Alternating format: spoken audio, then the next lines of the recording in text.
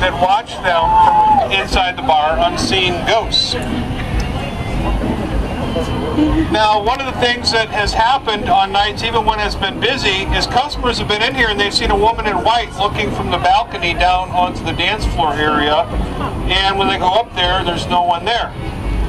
And again, as I mentioned with these footsteps, we believe it may be the same woman that has been spotted on occasion, still walking around.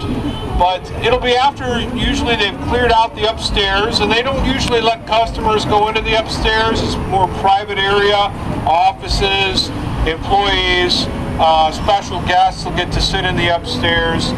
And once they've cleared it out and they're sure nobody's up there and they're cleaning up the bar, that's when they'll hear this walking going on upstairs.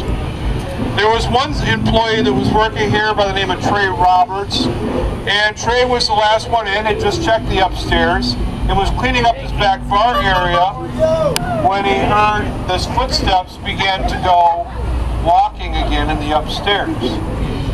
And as he heard these footsteps, he began to run to the front bar. And as he began running for the front bar, the footsteps followed him all the way to the front bar as they echoed overhead. It scared him so bad that he would never work in this back bar again by himself.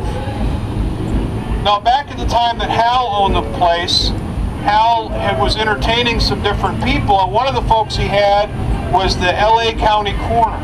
The LA County Coroner was being given a tour by him, and one of the things they talked about here at the location was underground tunnels and how this location might have been part of the Underground Railroad. But because of that, we believe that there may have been some escaping slaves that maybe something happened to them here.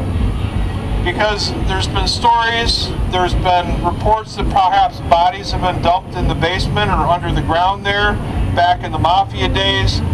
But people have reported actually seeing an African-American gentleman standing in the basement here in this building.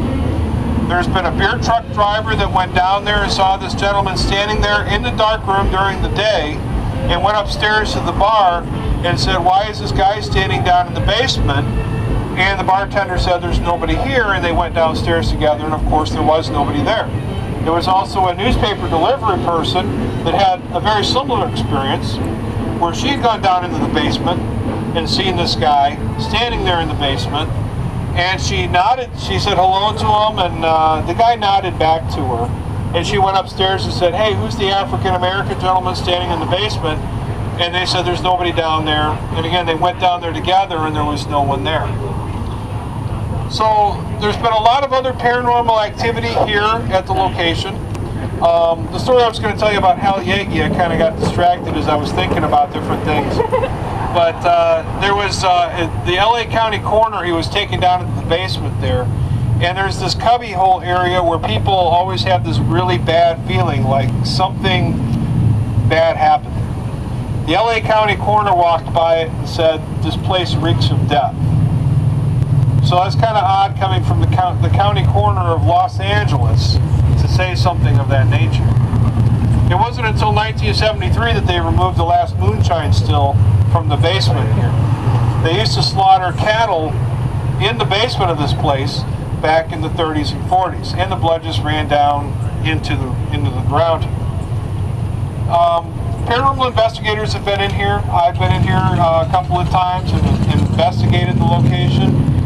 There have been EVP or voice phenomena, the electronic voice phenomena that's been collected here. That's the ghosts talking on recording. We ask them questions. Sometimes they'll respond. And we have gotten answers. There's been photographs taken here, and people have had unusual feelings. So whenever ghost hunters get a chance, they like to come in here and check the place out as well. With that, we're going to go ahead and make our way down the street. Oh, sure.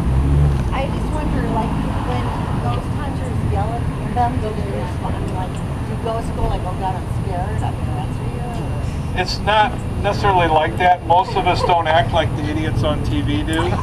But most of us just ask questions, like a conversation, you know. I like to get a little silly with them sometimes, or if it's a ghost who I know I can kind of prompt a little bit, I may make fun of them a little bit to try and get them to respond. But I just find that more fun. I don't usually yell at the ghost because it doesn't seem like it does that much better anyway, you know? It's more dramatic. That's Hollywood. I didn't. I was quoting a movie. That's what I was gonna say. Yeah, but